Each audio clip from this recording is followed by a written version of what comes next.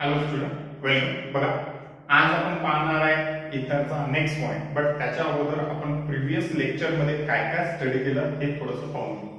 So previous lecture मध्ये आपण इथरची definition पाहिली. नेक्स्ट त्या प्रिव्हियस व्हिडिओमध्ये जी काही इथरची डेफिनेशन होती तेव्हा आपण त्या डेफिनेशनला असं एक्सप्लेन केलं, द अल्कोक्सिक डेरिव्हेटिव्ह ऑफ अल्केन आलाय लक्षात, नोन एज इथर. ओके, आणखी एक पॉइंट त्याच्यामध्ये आपण कॉमन नेम आणि आययुपीएसी नेम हे सुद्धा पाहिलं. सो ॲलिफॅटिक इथर, ॲरोमॅटिक इथर यांचे एक्झाम्पल पाहिले. त्याचा आययुपीएसी आणि कॉमन नेम कसं करायचं हे सुद्धा आपण काय केलं, स्टडी केलं. बट आता आपण पाहणार आहे next point. So now preparation of इथर.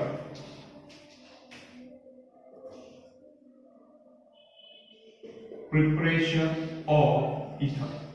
How we can prepare the ether? How we can synthesize the ether? So ether are normally synthesized from alcohol.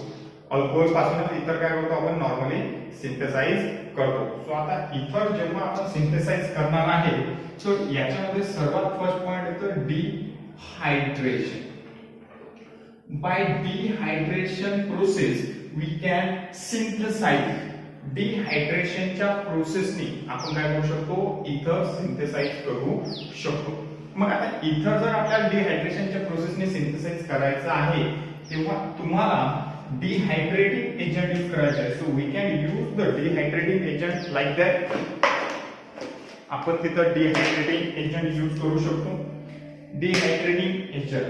Okay, so dehydrating agent हे आहे आपल्याला माहिती आहे एक असतो म्हणजे सिंपल मध्ये H2SO4 ऍसिड किंवा दुसऱ्या भाषेमध्ये दुसरा आणखी H2PO4 फॉस्फोरिक किंवा H3PO4 फॉस्फोरिक ऍसिड किंवा इथं असतो Al2O3. ओके, सो हे सुद्धा काय आहे, डिहायड्रेटिंग एजंट आहे. डिहायड्रेटिंग एजंट म्हणजे हे काय करतात, त्या रिएक्शन मध्ये ऍज अ कॅटलिस्ट म्हणून काम करतात आणि तिथं तो जो काही रिएक्टंट आहे याच्यामधून वॉटर मॉलिक्यूल काय करतात, रिमूव्ह करतात. आणि जेव्हा ते रिमूव्ह करतील वॉटर मॉलिक्यूल म्हणजेच ते काय असतील तुमचे डिहायड्रेटिंग एजंट. सो एक सिंपल रिएक्शन घेऊ आपण. सो एक एक्झाम्पल टाका, synthesis of diethyl ether from ethanol. असा क्वेश्चन येईल समजा एखादा तुम्हाला, how we can synthesize diethyl ether from ethanol. Okay, आपण डायइथाइल इथर हा कसा सिंथेसाइज करू शकतो. Let's see what happen.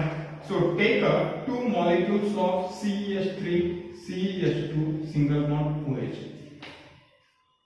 in presence of concentrated H2SO4. So now that is our first dehydrating agent. या तिघांपैकी कुठलाही जर मॉलिक्यूल घेतला तरी रिएक्शनची जी काही प्रोसिजर असणार आहे ही सेमच असणार आहे. बट जेव्हा तुम्ही रिएक्शनची प्रोसिजर पाहणार आहात त्यावेळेस तुमच्या असं लक्षात येणार आहे का इथं जे कॉन्सन्ट्रेटेड H2SO4 घेतलं तर इथं नियरली टेम्परेचर पाहिजे 413 केल्विन पर्यंत. Sorry, kelvin. ओके, जास्त टेम्परेचर नाहीये, 413 केल्विन पर्यंत, 413 केल्विन पर्यंत तुम्हाला टेम्परेचर घ्यायचं आहे. आणि इथं काय होणार आहे, लगेच तुम्हाला एक मॉलिक्यूल मिळेल CH3 CH2 single bond O single bond CH3 CH2 single bond CH3. याचं नाव असणार आहे डायइथाइल इथर. याचं नाव काय असणार आहे, डायइथाइल इथर. आणि इथं आणखी एक मॉलिक्यूल मिळेल जो असणार आहे तुमचा H2. तो काय असणार आहे, H2. मग हा आहे तुमचा इथेनॉल. मग या रिएक्शनला एक्सप्लेन कसं करायचं. मग आता एक्सप्लेनेशन खूप इम्पॉर्टंट असतं. 50% मार्क्स तुमची इक्वेशनला असतात आणि 50% marks that is the explanation for that your chemical equation. या केमिकल इक्वेशनच्या एक्सप्लेनेशनला 50% मार्क्स असतात. तर बघा कसं. So ethanol, when ethanol is treated with the concentrated H2SO4 at 413 Kelvin temperature, 413 Kelvin temperature. When ethanol, explanation सांगतोय, when ethanol is treated with concentrated H2SO4 at 413 Kelvin temperature, formation of diethyl ether and water molecule. In that molecule, water is a byproduct. So now that is our dehydration reaction. इथं water molecule निघून गेला. आलाय का लक्षात? water molecule काय झाला? निघून गेला. मग हा निघून गेला तर हा कसा निघून गेला? याच्यासाठी मेकॅनिझम तर मी आताच घेणार आहे, त्याचं काही टेन्शन नाहीये. बट जेव्हा आपल्याला सिमेट्रिकल अल्किन सिंथेसाइज करायचं असतं, सिमेट्रिकल कालच सांगितलंय मी, symmetrical ether, when we want to prepare a symmetrical ether, so there is the responsibility for you have chosen only that reactor which is only one molecule of alcohol. You cannot adjust the one molecule as well as the other molecule in a particular one reaction, so you will get the symmetrical alkene. So now that is the wrong. काय होणार आहे बघा, का हा जो ethanol आहे, हा ethanol हा एकच मॉलिक्यूल आहे. मी इथं म्हणजे इथेनॉल एकच मॉलिक्यूल आहे, का बरं म्हणतो? इथं काही दुसरा मिथाइल अल्कोहोल किंवा प्रोपाइल अल्कोहोल, आयसोब्युटाइल अल्कोहोल, ब्युटेनॉल असं काही घेतलं नाही. मी काय घेतलं? फक्त इथेनॉल घेतला, म्हणून मला सिमेट्रिकल प्रोडक्ट मिळत आहे. जर मी एखादा दुसरा जर त्याच्यासोबत प्रोडक्ट घेतला असता, एखादा दुसरा जर अल्कोहोल घेतला असता, म्हणजे एक मॉलिक्यूल एका इथेनॉलचा, दुसरा मॉलिक्यूल दुसऱ्या अल्कोहोलचा, तर मला तिथं वेगळाच प्रोडक्ट मिळाला असता.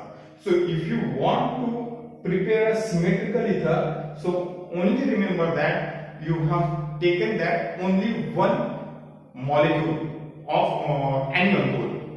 तुम्ही एक आयसोप्रोपाइल घ्या किंवा तुम्ही प्रोपाइल अल्कोहोल घ्या किंवा मिथेनॉल घ्या किंवा अल्कोहोल घ्या, तुम्ही यापैकी कुठलाही मॉलिक्यूल घ्या, फक्त एकच घ्या.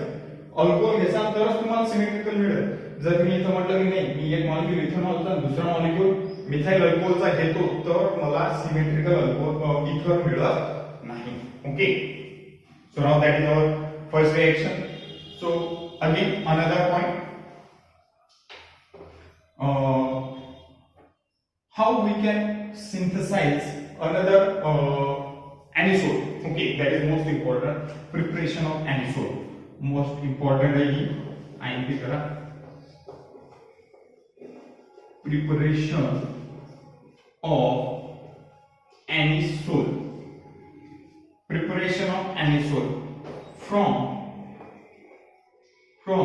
phenol किंवा फिनॉल पेक्षा आपण या रिएक्शनला राहू थोडं, कारण ही रिएक्शन विल्यमसन सिंथेसिस मध्ये येते.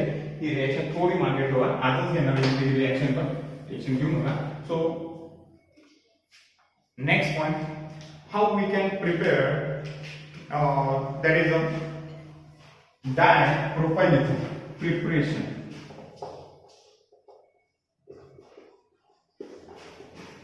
Dipropyl ether. How we can synthesize the dipropyl ether? आता dipropyl म्हणजे आपल्याला इथेनॉलच्या जागी काय घ्यावं लागेल? प्रोपेनॉल घ्यावं लागेल. So simple, when two molecule of CH3, CH2, CH2, single bond OH, when treated with concentrated H2SO4, concentrated H2SO4, काय करणार आहे तिथं? in presence of 430 kelvin. किती केल्विन टेम्परेचर आहे भाऊ? 413 केल्विन टेम्परेचर. आणि काय मिळणार आहे तुम्हाला? सो इथं मिळणार आहे CH3, CH2, single bond CH2, single bond O, single bond CH2, CH2, CH3. So याचं नाव असणार आहे डायप्रोपाइल इथर. हे मी कॉमन नेम घेतो, ऍक्च्युअली याचं नाव आहे इथॉक्सी इथेन आणि याचं प्रोपॉक्सी प्रोपेन. माझ्या लक्षात. So now that is the ITC name, मी जे आता बोललोय ते. बट आता हे जे काही नेम आहे हे आहेत आपले कॉमन नेम. सो आणि इथं जसा इथं वॉटर मॉलिक्यूल पहिल्या रिएक्शन मध्ये फॉर्म झाला, तसं दुसऱ्या वेळेस सुद्धा काय वॉटर मॉलिक्यूल फॉर्म होईल. मग सर हे रिएक्शन होते कशी? हे रिएक्शन तर थोडेसे अवघड झाले समजायला, तर मी इथं सांगतोय तुम्हाला काय होणार आहे. CH3, CH2, CH2, single bond OH. तर या दोन मॉलिक्यूलला मी असं घेतो, CH3, CH2O single bond H. आलाय का लक्षात? सो आता होणार काय याच्यामधून मला काय करायचं आहे, वॉटर मॉलिक्यूल रिमूव्ह करायचा आहे. तर वॉटर मॉलिक्यूल कसा रिमूव्ह होईल? एका मॉलिक्यूलचा हायड्रोक्सी ग्रुप आणि दुसऱ्या मॉलिक्यूलचा हायड्रोजन. झालंय का? म्हणजे काय केला माझा H2O मिळाला, मला H2O आहे, मिळाला मला H2O. आणि हा जो एक ऑक्सिजन आहे, हा ऑक्सिजन डायरेक्ट कोणाला अटॅच होईल? या कार्बनला. म्हणजे CH3 CH2 CH2O CH3 CH3 CH2 CH3 CH2 CH2O आहे. एक CH3 आणि दोन CH2, एक CH3 दोन CH2 oxygen. Next CH2 CH2 CH2 CH2 CH2 CH2 या तऱ्हेनं ते रिएक्शन होणार. आलं लक्षात? या रिएक्शन साठी सांगतो की ही रिएक्शन होते कशी. हे तर समजा बुक मध्ये दिलेलं आहे, बट आता ही नेमकी रिएक्शन होते कशी आपण ढोबळ मताने जर समजलं तर. बट मेकॅनिझम अलग आहे बघायचं, मेकॅनिझम अलग आहे. CH3 CH2 single bond O single bond H. काय होणार आहे? काय याच्यामधून एवढा वॉटर मॉलिक्यूल रिमूव्ह करायचा, सिंपल. हा वॉटर मॉलिक्यूल रिमूव्ह. ओके. आणि हा जो ऑक्सिजन आहे हा कोणाला अटॅच होईल? डायरेक्ट कार्बनला. So CH3 CH2O CH3 CH2O CH2 CH3 CH2 CH3. So direct इथे आलं लक्षात? But now we will discuss about the mechanism, how it get proceed. Mechanism बघा काय होणार आहे आणि खूप इम्पॉर्टंट आहे. 2-4 रिएक्शन देणार आहे, मला त्यांचं मेकॅनिझम सुद्धा पाहिजे. सो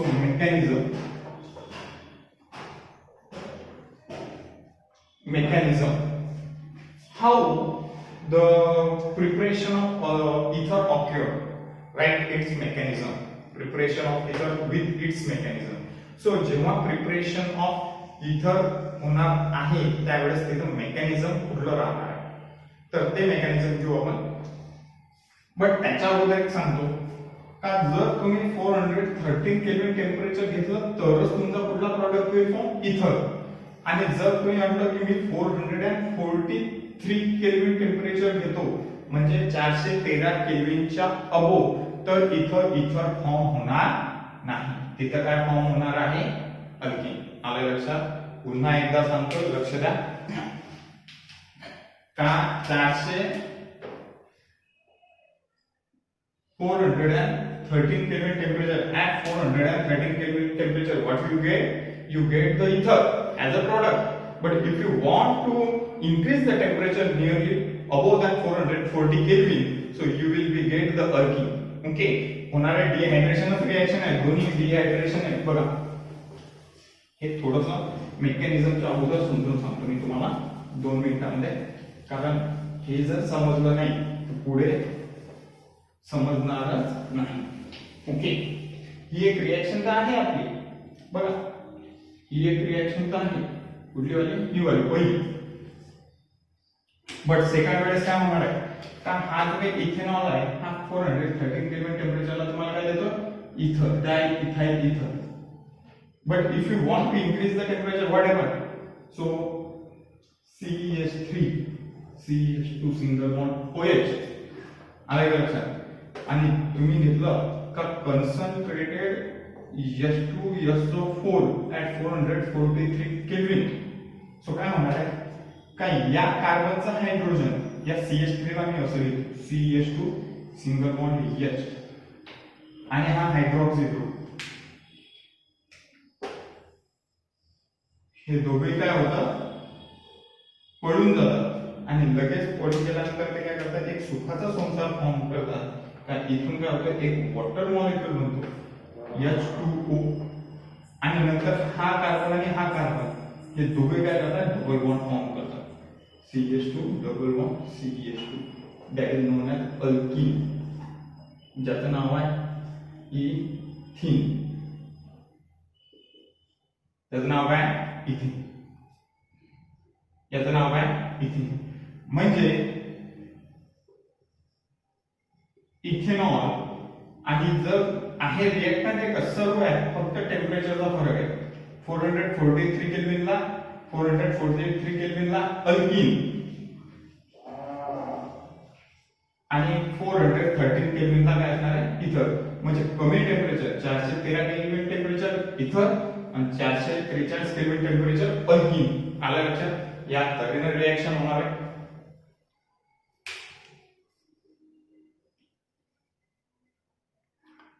नेक्स्ट आता बघा मेकॅनिझम जेव्हा आपण स्टडी करणार आहात तर त्यावेळेस 2-3 स्टेप आहेत mechanism. Okay, mechanism. So we will discuss about the mechanism.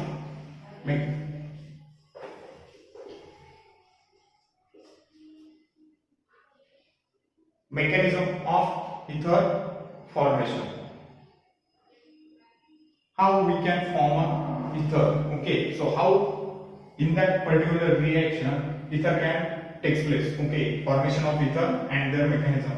हे ether जे काही बनवतोय आपण त्याचा मेकॅनिझम काय आहे ते आपण बघू. So first that is protonation. आता protonation म्हणजे addition of proton. प्रोटोनेशन म्हणजे काय? Addition of proton. सो हा जो काही तुमचा पहिला CH3 दोन मॉलिक्यूल तुमच्याकडे बघा, हा A मॉलिक्यूल आणि हा B मॉलिक्यूल. इथेनॉलचे दोन मॉलिक्यूल घेतले होते ना आपण, 2 मॉलिक्यूल. सो इथेनॉलचेच मॉलिक्यूल आहेत पण किती आहेत? 2. A आणि B असं डिवाइड करायचं त्यांना. What happen? CH3 CH2 single bond OH. हा A मॉलिक्यूल साठी. हा जो काही इथेनॉलचा A मॉलिक्यूल आहे पहिला, तर या मॉलिक्यूलला काय होतो? हा जो काही H2SO4 आहे, concentrated H2SO4, that is the catalyst. मी पहिलं स्टार्टिंगला सांगितलं की हा काय करतो? कॅटॅलिस्टचं काम करतो. हा काय करतो? का इथं एक H पॉझिटिव्ह आयन बघा प्रोटॉन, हा प्रोटॉन काय होतो? या ऑक्सिजनला ऍड होऊन जातो. झालं? प्रोटॉन काय होतो? या ऑक्सिजनला ऍड होतो. मग जेव्हा हा प्रोटॉन ऑक्सिजनला ऍड होतो तेव्हा इथं काय होतं? Protonation, addition of proton. आणि तिथं मिळतं तुम्हाला CH3 CH2 single bond OH. आणि हा तुमचा एक ऍड केलेला प्रोटॉन जो मी रेड कलरने दाखवतो, लाल कलरने दाखवतो. आलं लक्षात? त्यामुळे ऑक्सिजन वर कुठला चार्ज येतो? पॉझिटिव्ह. आणि या मॉलिक्यूलला म्हणायचं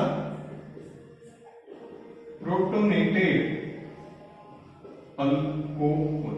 याला काय म्हणायचं? Protonated alcohol. Next step second मध्ये काय होतं? का स्टेप सेकंड मध्ये आणखी एक गोष्ट होते. आता या वॉटर मॉलिक्यूलला मी इरेज करतो थोडंसं. सो स्टेप सेकंड मध्ये काय होतं बघा, का स्टेप सेकंड मध्ये SN2 किंवा याला म्हणतो आपण पॅक्साइड अटॅक ऑफ न्यूक्लियोफाइल. SN1 आणि SN2 आपण दोन रिएक्शन पाहिल्या होत्या हॅलोजन डेरिव्हेटिव्ह ऑफ अल्केन मध्ये. तेव्हा SN2 साठी मी एक वर्ड यूज केला होता का हा SN2 जो आहे, हा SN2 ऍक्च्युअली काय करतो? का हा SN2 बॅकसाइड अटॅक करतो. Nucleophilic in SN2 there is the nucleophilic attack on backside. बघा रजिस्टर बघा ते मागे विसरू नका, कारण तिथं मी सांगितलेलं आहे ऑलरेडी. काय होणार आहे बघा. सो हा जो काही B मॉलिक्यूल आहे याच्यामधला आता इथं घेतला ना, तर हा B मॉलिक्यूलचा जो काही ऑक्सिजन आहे हा आहे चांगलाच इलेक्ट्रोनिगेटिव्ह. ओके, आणि इलेक्ट्रॉन रिच. त्यामुळे हा जो काही B मॉलिक्यूल आहे बघा, A मॉलिक्यूलने काय केला? H positive. A मॉलिक्यूल वरती H पॉझिटिव्ह ऍड झाला, बट B मॉलिक्यूलचा ऑक्सिजन हा काय करतो? का A मॉलिक्यूलचा कार्बन खूप इम्पॉर्टंट आहे.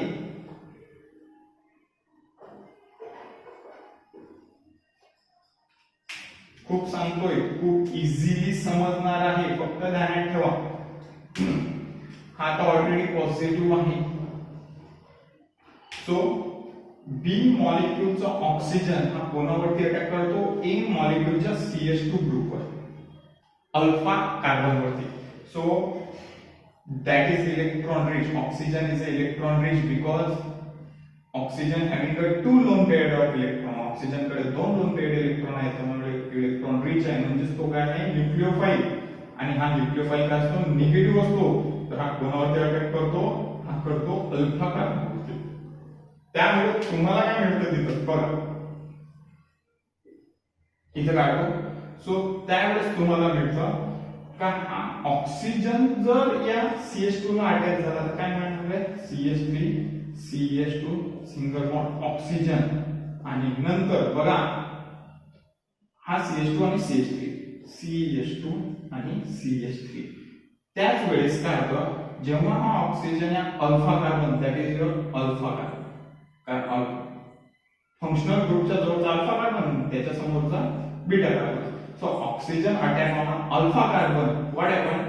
So oxygen directly joined to the alpha carbon. At that time, at exact time, the bond between oxygen and alpha carbon can be break. So there is the remotion of water molecule. इथं हा तुम्हाला water molecule मिळाला, आलाय का लक्षात. But जेव्हा हा bond break झाला त्यावेळेस या ऑक्सिजनने काय केलं, हा बॉन्ड कार्बन ब्रेक झाला कारण ऑक्सिजनने अल्फा कार्बन वरती अटॅक केला, ऑक्सिजनने अल्फा कार्बन वरती अटॅक केला, तेव्हा अल्फा कार्बन आणि ऑक्सिजन मध्ये बॉन्ड फॉर्म झाला. त्यामुळे ऑक्सिजन वरती येतो पॉझिटिव्ह चार्ज आणि हायड्रोजन सुद्धा काय असतो पॉझिटिव्ह, पॉझिटिव्ह. स्टेप थर्ड मध्ये काय होणार आहे, simple डिप्रोटोनेशन. In a step third there is the deprotonation. What is meant by deprotonation? Deprotonation, loss of proton. Okay, loss of protons. Loss of protons. So आता याच्यामध्ये काय होईल, H पॉझिटिव्ह हा वाला जो काही H आहे हा काय होईल, रिमूव्ह होईल.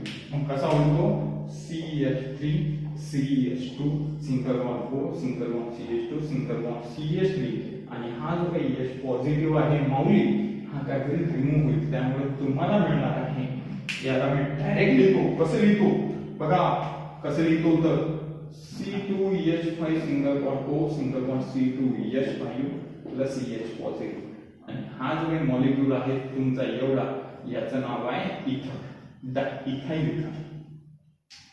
काय करायचं मेकॅनिझम सांगतो, खूप वेळा मेकॅनिझम काढायचं. आता तुम्हाला रिएक्शन देणार आहे ते ऍज अ होमवर्क म्हणून त्याचं मेकॅनिझम करायचं आहे. तुम्हाला कसं करणार आहे बघा, पुन्हा एकदा रिवाइज करणार आहे. काय होणार आहे तिथं, सो पहिल्या वेळेस काय होणार आहे, प्रोटोनेशन. प्रोटोनेशनच्या वेळेस काय होतं का, कन्सन्ट्रेटेड H2SO4 कडून आलेला H पॉझिटिव्ह आयन, ऍसिड आहे H2SO4, सो तो H पॉझिटिव्ह आयन देईल. हा H पॉझिटिव्ह आयन अल्कोहोलच्या A मॉलिक्यूलला, एकच अल्कोहोल आहे दोन मॉलिक्यूल मध्ये डिवाइड केलंय, सो एका मॉलिक्यूल वरती H पॉझिटिव्ह आयन ऍड होईल. त्यावेळेस तुम्हाला काय मिळणार आहे, प्रोटोनेटेड अल्कोहोल. झाले. नेक्स्ट पॉइंट, स्टेप सेकंड मध्ये काय होतं का, स्टेप सेकंड मध्ये जो काही बी मॉलिक्यूल आहे तर बी मॉलिक्यूलचा हायड्रॉक्सी ग्रुप आला का लक्षात, ऑक्सिजन न्यूक्लियोफाइल इलेक्ट्रॉन रिच आहे त्यामुळे. सो बी मॉलिक्यूलचा ऑक्सिजन हा ए मॉलिक्यूलच्या CH2 ग्रुपला अटॅक करतो. दिसलाय का, दिसलाय. सो तो जो काही CH2 आहे तो आहे अल्फा, हा वाला दिसलाय, हा वाला अल्फा. सो बी मॉलिक्यूलचा ऑक्सिजन हा ए मॉलिक्यूलच्या CH2 वरती अटॅक करतो. त्यावेळेस काय होतं, तुम्हाला एक नवीन मॉलिक्यूल मिळतो जो लिहिलाय मी इथं, CH3 CH2 OH, आणि ऑक्सिजन हा कोणाला attach, alpha कार्बनला, so CH2 CH3. आलं लक्षात. नेक्स्ट थर्ड स्टेप मध्ये काय होतं, डिप्रोटोनेशन होतं, loss of proton. So CH3 CH2 OH CH2 CH3, तर हा H पॉझिटिव्ह आहे निघून जातो आणि तिथे काय होतं, डिप्रोटोनेशन. सो या तऱ्हेनं मेकॅनिझम द्यायचं आहे. हे मेकॅनिझमला असतात 3 मार्क्स विथ इट्स स्टेप. आलं लक्षात.